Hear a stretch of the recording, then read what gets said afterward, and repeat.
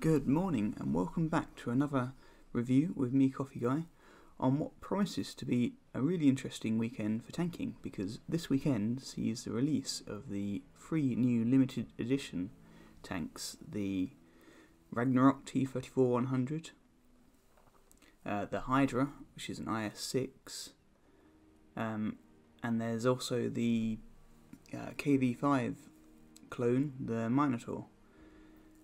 And I can imagine these will be quite popular, and we'll be seeing a lot of them floating about over the next couple of days. And it should also be just quite a fun time to be playing with all of the Black Friday deals on. So definitely would recommend getting in there and having a look at those if you haven't already. But today I'm going to be looking at the Ragnarok T34-100. What is it? Well, it's a version of the Czech T34-100. But instead of coming in at tier 7, like the Czech tech tree variant does, this one comes in at tier 8. Now, you can see the horror rolling across in front of your eyes. A T34 at tier 8? What is this? Well, before you get too alarmed, it does have a massively buffed gun, which is also an autoloading gun, a 3-round autoloader, to make up for it being in at tier 8. But I also do agree, T34 is getting a bit old by tier 8. It makes its first appearance back down at tier 5. It's probably hitting its prime at tier 6 with the Soviet T34-85s. So even when you get to tier 7 in the Czech line and you're on T34-100, it's feeling a bit long in the tooth. Sure, the 100mm gun redeems it a little bit, but you've still got all of the weaknesses of a tier 5 tank up at these higher tiers, and the same goes for the Ragnarok.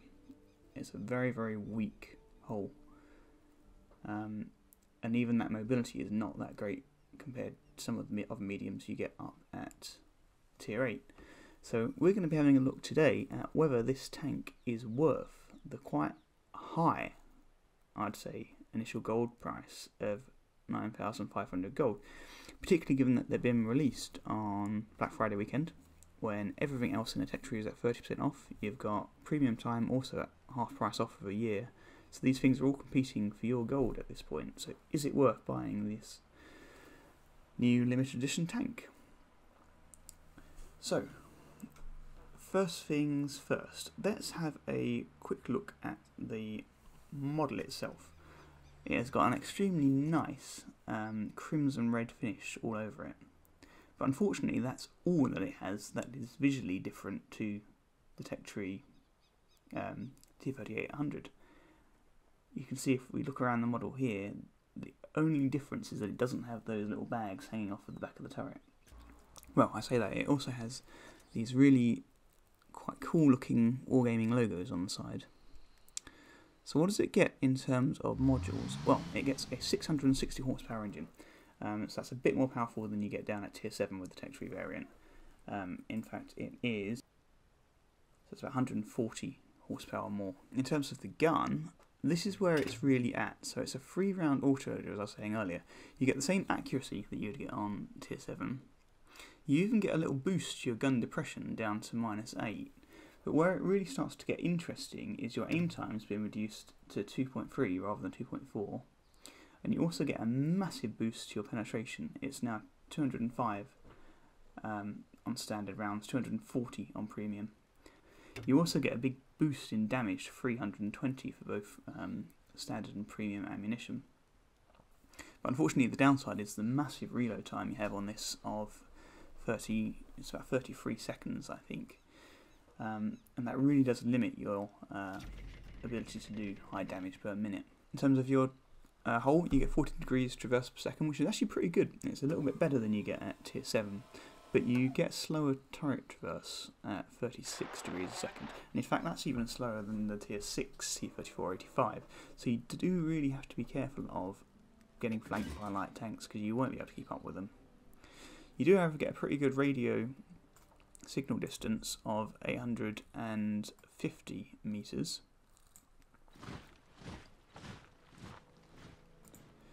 And your ammunition is quite nicely hidden away down at the bottom, so I haven't been ammo racked very much in this. Crew in standard configuration, but because your armor is so thin, I find they get knocked out quite a bit. And in terms of that armour, it really is the same picture that you get for the T34-100, and even getting back to the T34-85 at tier 6. So you get little patches around the bottom of the turret there, about 35, but your whole front is still only 45 mils, and that's the same on the sides and on the back as well. You get a little bit of a boost on the turret. You've got quite a strong, well, the back of your turret is stronger than the front of your hull, which is a bit odd. You've got layers on your mantler as well. 75 on the sides, quite a large cupola, although let's be honest, people aren't really going to be aiming for that. They can just probably pen you anywhere at tier 8.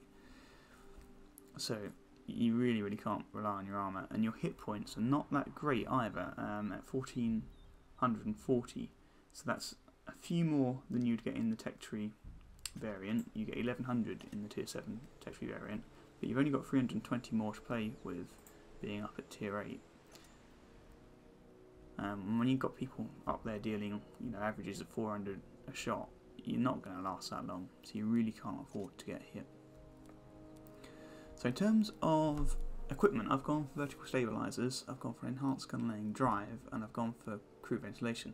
And that's really because the gun is the main selling point of this tank. It's very high penetration and high damage.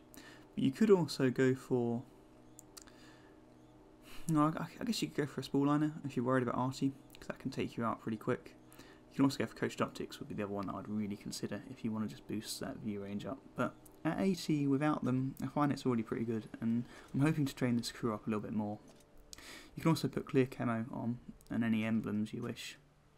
Although I think, to be honest, the red design is pretty cool as it is. I'm just a little bit disappointed that they didn't tweak a few little things on it, a little bit of equipment or something hanging on the side of the tank. Anyway, without much further ado, let's jump in and see how it plays. So this is a tier 8 game. We've got the +1, -1 matchmaking on at the moment, so I don't see anything higher than tier 8 in this, and it's on Pilsen. So I decided what I want to do with this is support and snipe. You really want to try and reserve those hit points until the end of the game, rather than rushing in, and so I'm trying to hang back, and obviously I say this, and what do? First thing is rush straight in to try and spot my team. Now I'm feeling a little bit confident in that there's some cover. I didn't really want to show myself at all there, but you can see massive damage. Knocked out his ammo as well.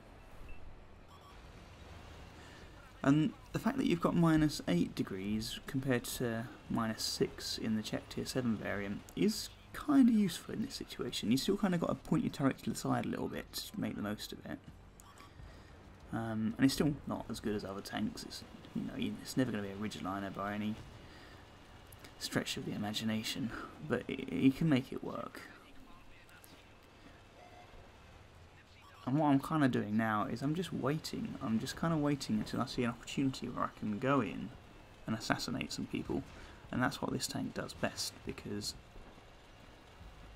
at 320 a pop, I've rolled higher on a lot of occasions, up around 400. You can clip people, particularly if they're down to, half their health because they've been distracted with somebody else. And .3 accuracy is not too bad either. It's not a sniper, but you can pull off quite long shots when they occur. But you're not going to be... Because at first I thought this might be a flanker, you see, and I thought if I lead the charge and just go at the side of my allies and I can just help them pick enemies apart, but you just don't have the staying power to be up anywhere near the front line really. And so it's definitely one of those ones where you lurk a little bit. You lurk and you snipe for the first half and you wait for an opportunity to come up, and then you just charge in while people are distracted and wreak havoc. I must say it's taken me a little bit of a while to get used to this kind of playstyle, and I'd imagine it's not going to be for everybody. But it's pretty satisfying. And of course, this is the one thing that I've not mentioned about this tank, and probably one of the big reasons why you would want to buy it, is it's got a 75% silver earning bonus. That's right, 75%. It's one of the highest, if not the highest, in the game. It literally just prints silver. And that was one of the main reasons for me getting it. That combined with the fact that I've got quite a bit of gold saved up from all of the automops and the free war chests that Wargaming have been giving out. And there's not really been much in the Black Friday deals that's tempted me, so I've had that kind of sitting there to be used, and I thought this was a good opportunity. It's also nice to have a high tier Czech premium, and I've always had a bit of a soft spot for the T34-100, so having a premium version of that, well, that's great. So you can see here, I'm just trying to... I can see they're distracted by that Lycan, and I see my opportunity. So this is exactly what I was talking about, waiting for that opportunity to come up. I can just tell that T95 E2 is on that scout, and he's not going to be expecting me to blast around the corner and clip him. You can see he's panicking, trying to turn his turret around. But this is where the downside comes in. You've always got to have cover to go to, because that 30-second reload, if you get caught out in the crossfire, you're not going to survive. 3 hits and you'll be dead. I'm instinctively kind of doing this little roll back and forth, although obviously artillery is not actually in the game, so it's completely pointless me doing this. Just get a bit fidgety waiting to reload, and now he's gone, and I'm thinking, I can see support coming, do I dare rush in? I was trying to remember what health he was on as well, and whether it was a gamble that was worth taking. But I finally pluck up the courage and head over. I suspect he's down the bottom of this hill. Yeah, there we go. There we go, we've got one. For whatever reason he decides to stop focusing on me and go for the other, letting me get the kill.